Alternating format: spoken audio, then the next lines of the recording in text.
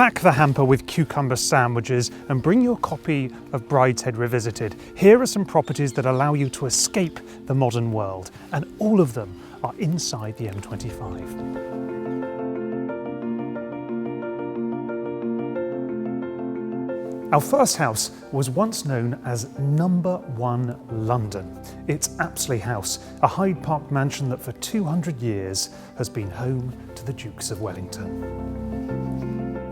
The first Duke bought the house after his victory over Napoleon in 1815.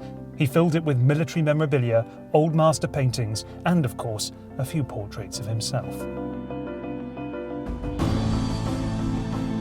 Ham House was built on the banks of the Thames near Richmond in about 1610, and a few years later, King Charles I gave it to his favourite whipping boy, William Murray. And in my opinion, it was a generous recompense for a few lashings.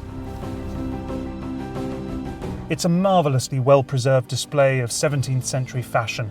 Today, you can stroll through its formal gardens, enjoy its lavish interiors, and even seek out its famous ghost. Kensington Palace has been a royal residence for several hundred years. Queen Victoria grew up there, and some of her childhood possessions are still on display. You can even see some doll's clothes that were made by the young Victoria herself.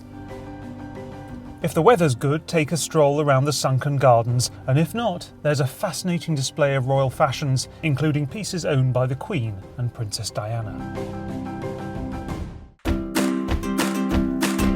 If you're in West London, be sure not to miss Chiswick House and Gardens, which originally used to host wild summer parties. Look out for its exotic 18th century motifs, including a bizarre sphinx.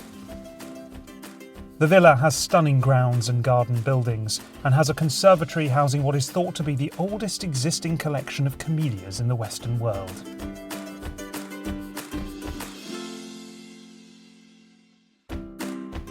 Perhaps my favourite house of all, though, is Eltham Palace, and my favourite room in Eltham is this one, the domed entrance hall. It's a Art Deco fantasy of 1930s opulence, and it's the kind of room in which you expect to see the likes of Hercule Poirot.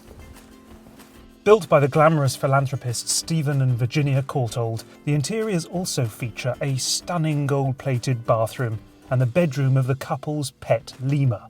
Outside, you can smell the red rose named after Virginia in the sunken rose garden. These remarkable properties were built by the rich and powerful, but now they belong to all of us, and you can get into them free with your National Art Pass.